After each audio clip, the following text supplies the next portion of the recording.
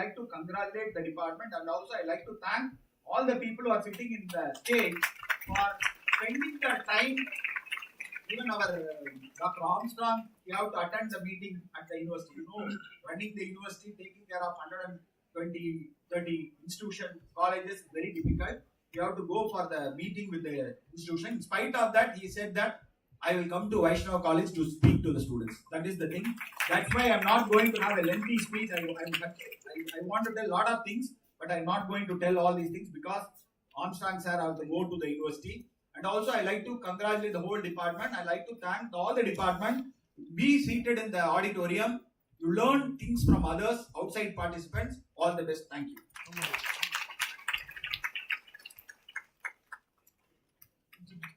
Thank you so much, sir. Now I request our guest of honor, Dr. S. Armstrong, sir, to share a few words.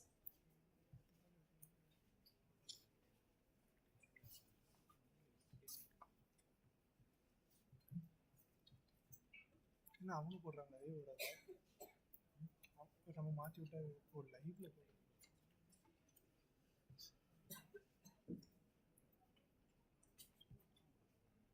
Principal of this college, Captain Dr. S. Santosh Babu. See, the word captain is very important. Only ships will have captain, and this college is blessed with the leadership of eminent Professor Captain Thiru Mahesh Kumar, Deputy Mayor, Chennai City Corporation, who is going to join us very shortly. Sri Ashok Kumar Mundra, in absentia, Secretary of this college. Dr. J. Praveen Prabhu, Head of the Department of English, DG Vaishnava College. Invited speakers, Dr. Narayanan Kannan, environmental scientist from Malaysia. Reena Osaki, lecturer of happy science from Japan. Guest from Syria, Mustafa Amnazi and Raya Ali.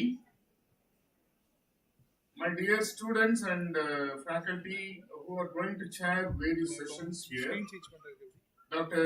J. Jayachandran, Dr. T. Prabhu, Dr. Dr. Janaraj, Dr. Abdul Hadi, Dr. Anton Pushparaj, Dr. Siddharam, Professor Punitha from Engineers College, and Dr. Nandini is going to propose welcome address in the valedictory function. Professor Joseph Dunstan, a former Vice Chancellor of St. Joseph's University, Nagaland, and guest of honor in the valedictory Dr. Rachana Sadhana, and Kritika, who is going to distribute, propose water tanks. And my dear students and faculty and delegates and also students from various colleges. And I am very happy to be here in this college for various reasons. Number one, the campus is eco-friendly. That is very, very important. And after seeing the campus, I saw the organizers, they are also in green. And with the theme of the conference, the college principal is promoting such a spirit that is very, very important. If you don't have a good leader, it is very difficult to have conferences like this. And I am very happy. The campus is eco-friendly and faculty and students are student-friendly. So friendliness is very important. This college is blessed with truly captain, our principal. No college affiliated with the University of Madras has 2 member syndicates. We have 2 lines from this college, and I am very happy that DG Vaishnava College is doing very well. And whenever I enter the campus, I feel like coming to a kind of university, not in Tamil Nadu. In such a way, our principal is curating the campus both environmentally and academically. So that is very, very important. coming to the topic of the conference, dear friends, as all of you know very well, United Nations developed Sustainable Development Goals 2030, correct? So 2030, by 2030, they want to achieve, being green in everything. So that is very, very important. So they talk about economy, green economy. They talk about, green architecture, correct? They also talk about green studies, correct? Green studies is a broad area that is coming up all over the world. In my previous visit to the college, I spoke about blue humanities, where literature and water play key role, okay, in bringing lot of awareness for ecology. But this conference is related to green studies or navigating sustainability. All the authors that you come across in literature will definitely have this kind of insights, starting from Henry David Thoreau or Margaret Atwood, William Wordsworth. So all these terms are coming up right now. But literature written in England, Australia and Canada, they already promote the field called green studies or greeneries in literature, correct? So what are the greeneries? The green humanities that is coming up right now include eco-criticism, correct? Eco-literature, correct? Environmental humanities, okay? And also ecological humanities. So all these areas are very, very important because we have to create awareness, for this planet. So recently I had a research paper and I was discussing a paper related to planet and plastics. Planet and plastics. So in this concept note created by United Nations, they say that each one is committed to promote sustainability in all fields. Correct? It is not only economy, it is not only architecture, it is not only in science. Literature also must promote sustainability in everything. What is sustainability? See, this planet has 70% of water. Okay? Unfortunately, the land is only 30%. But when we talk about environment, we have to talk about protecting the 30% of this earth. But what happens now is plundering of the natural resources. So we started losing our climate. So climate has changed. So we need to promote climate fiction now, cli-fi, correct? So coming to literature, it is sci-fi is gone now. There is no sci-fi, now we have to promote what? Cli-fi, climatic fiction. Because there are a lot of novels talk about climate and fiction, correct? Similarly, when you talk about sustainability, we must remember the role of animals, okay, in this planet. The 30% of the land has lot of animals, correct? I just want to tell one example, by quoting one incident about elephants. Okay? So all of us know elephant is very, very important. Okay, this is one of the important animals. This is the one of the this is the national animal in Thailand, correct? But India had millions of elephants. Elephant is called landscape architect. Landscape architect. Why? Elephants used to travel from the southern part of Tamil Nadu to Burma without any hindrance. But what happened, during the colonial time and before the pre-colonial time is, elephants lost all the roots. Okay, elephants can, walk, but elephants now don't have space now because we started occupying the lands of elephants. So elephants are eco-friendly because elephants eat all the grasses that are overgrown. Correct? If you clear the overgrown grasses, you cannot clear. Once the overgrown grasses are have gone, birds will come. Correct? And other small animals will come and stay. But what happened? We destroyed, not we, the colonial, masters destroyed elephants for the tusk and ivories. Why?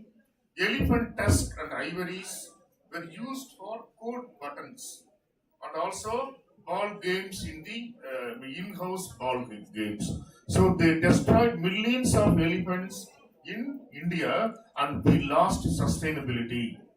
Elephants are also eco-friendly because during winter time only elephants know where the water is available and elephants will dig the hole and all birds will come and take water and all wild animals will come and take water. Only elephants know where water is located. All other animals will not know. The third important thing is elephant is called a great conservationist and preservationist. Why? Cow dungs are very, very useful for us. Similarly, elephant dungs are a home for thousands of insects and also seeds.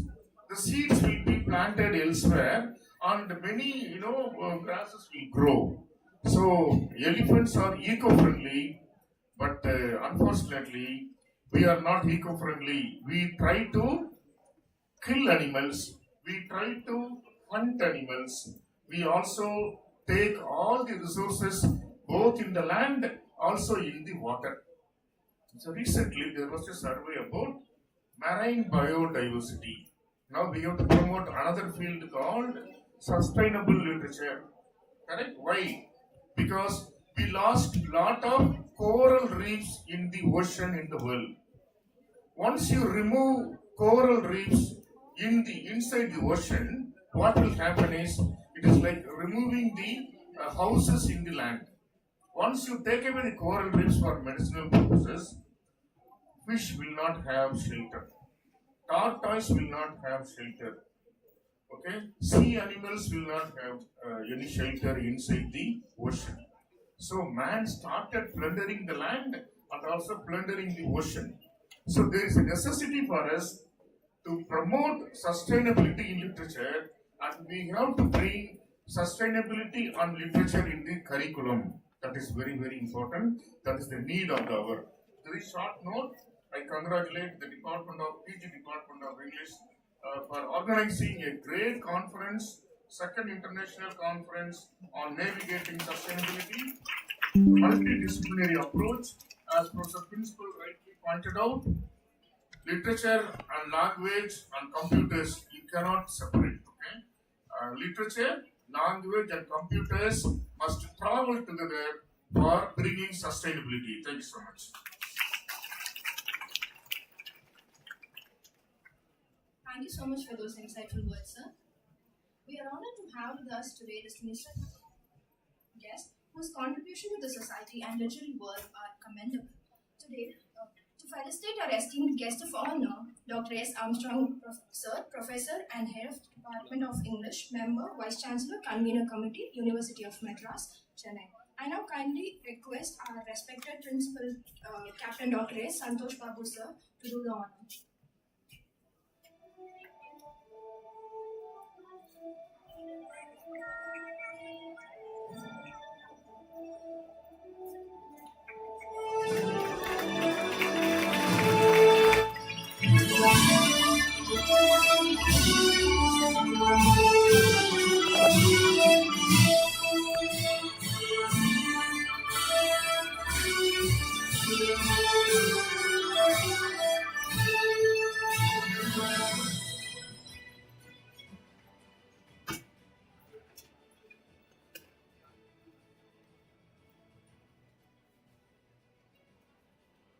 I now request our Principal Sir to felicitate our keynote speaker, Dr. Narayan Kannan, Environmental Scientist, Managing Director, Smart Green Consultancy, Malaysia.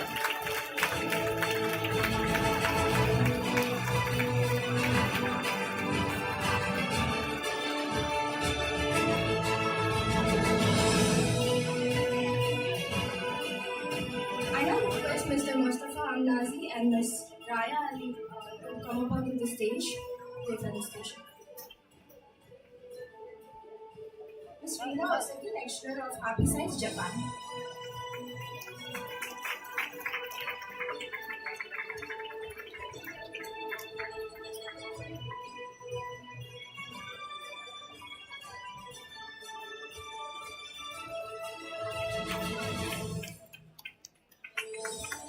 Ms. Raya, research fellow, SIP.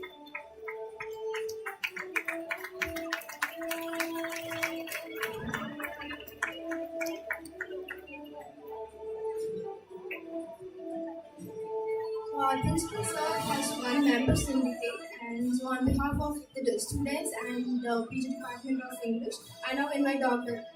J. Praveen Prabhu sir, head of the department, PG Department of English, to honor our esteemed principal, Captain Dr. S. Santosh Babu sir. We deeply appreciate his unwavering support, which has been truly a cornerstone for many of our journey. He has indeed been a pillar. From department workshops to events, his steadfast guidance has been instrumental, and his immense faith in us is something that we truly cherish. Thank you so much, sir.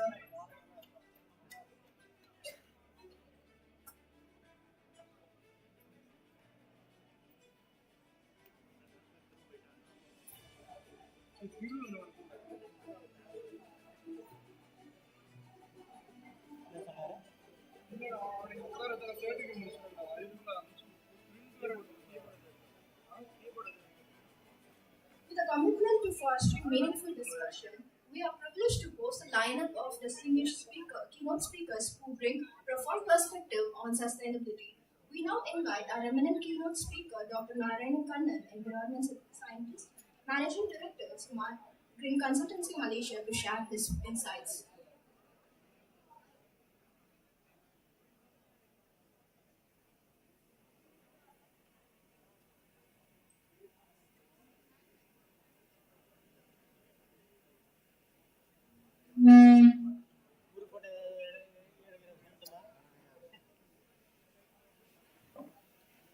Good morning, students and the participants of this conference this morning.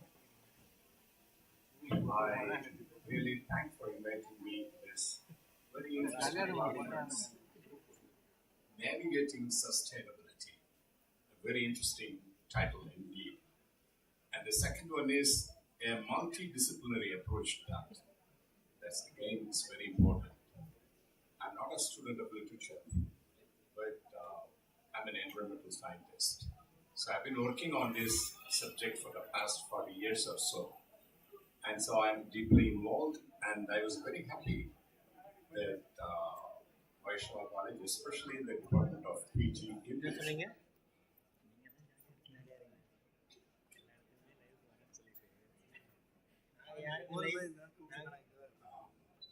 so I really appreciate that your PG Department of English is organizing such a interdisciplinary conference here. And in fact, like a note of your principal has mentioned something which I thought maybe I should reflect on it after a little while before I get into my topic. Captain Santosh Babu has mentioned that he has graduated from a totally Tamil medium student in school, and I'm also one of such students. So I grew up in very close to Madurai called the Tirupuna. Until I finished my high school, I was only a Tamil student and I never knew English at all. And later I developed my English skills not only here in India but as well as abroad. So I was also very happy to see my Japanese colleagues here because I got a PhD from Ehime University, Japan. And so I could actually say konnichiwa to my friends from Japan. Though my last assignment was from Malaysia as a professor at the University of Putra, Malaysia, but I'm actually a citizen of Germany. When we are talking about spoken English, I thought I could give you this anecdote, which is really funny. It's very important that when you speak a language, be conscious of that language, whether it's Tamil or English, and try to speak correctly, simple and slowly. which is very important. I learned this when I was in Japan because English is not their mother tongue after all. And so when you have to talk to Koreans or Japanese, you have to talk English slowly, clearly. That's very, very important. Otherwise, they don't understand. In fact, a friend of my wife, she's basically an English literature student. She went to England and she met a person in the park, okay, in London. And she was talking to him for nearly 5-10 minutes, okay, in English. And later, that gentleman looked at her. It's very interesting that you are talking to me. In which language did you speak to me? See, it's very important that you don't speak English as you speak Tamil. You are speaking English as you normally speak Tamil. So it's very important that when we speak English, we have to be very clear, precise, and simple. These days, simple English is appreciated. So I should also thank Dr. Annadurai, the Vice Chancellor of University of Madras, because he has actually given you a right background of why literary students should be involved in sustainability, and he talked about the UN SDGs, which we call Sustainability Development Goals.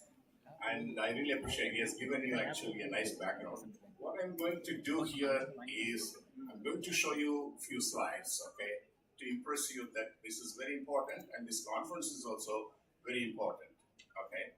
And it's not going to take you long, maybe about 15-20 minutes, okay, that's the time they have given to me.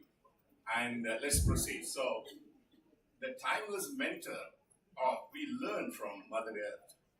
The very word sustainability comes from planet Earth. We just don't know that actually.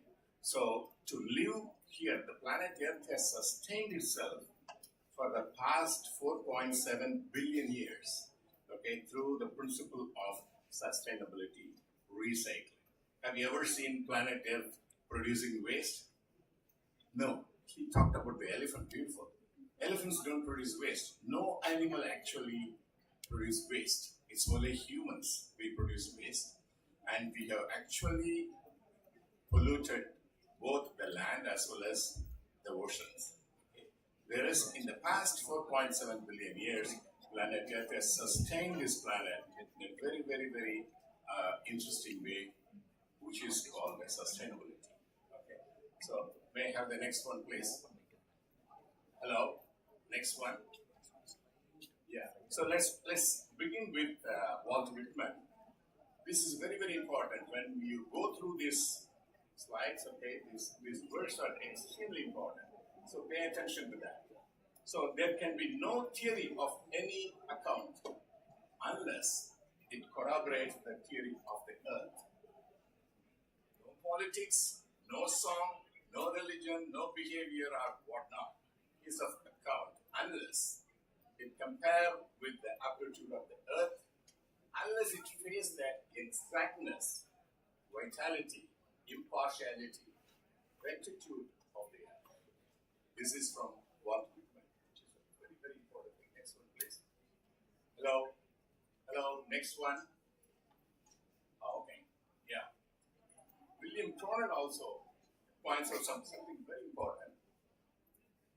All human acts, okay, occur within a network of relationship, which is very important. We all live with a relationship. Okay? You are students, you have a relationship with your teacher, your parents, and then with your peers. And then you have also a relationship with planet Earth, the environment. And then the processes that makes planet Earth function, and systems that are as ecologically as they are cultural. I'm going to talk about actually processes and the systems later. But then there is an interesting quote here. There cannot be is, okay, without where. So as Rockwell Gray says, is all experience is a placed experience. It has to occur in a place, right? All human experience, that is, literally takes place, right? May I have the next one, please? So, obviously, there can't be a is without where. This is where the environment comes in. So how do we represent where we are? Okay, so you can say, okay, I'm here in this hall. Okay, fine. And then after you walk out of this hall, where do you go? Okay, you enter into your campus, and Dr. Armstrong said you have a ecologically friendly campus. I'm glad that you have. And then you have trees, plants, flowers, and all those things.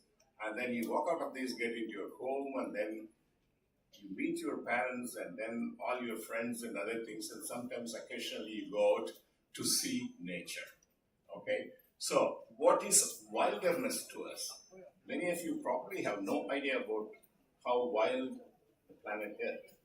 You have never gone to a forest or something. You are all very, very much an urban kids, okay, living in cities. So at least you can watch that in National Geographic or in nice videos. And what do we mean by nature? You have to ask this question. What do you mean by nature? So how do we interact with that non-human world, which is very important again. Okay, he talked about the elephants, and then you imagine about all the other animals. And so how is that interaction mediated by such factors as historical period, regional location, race, gender, and class?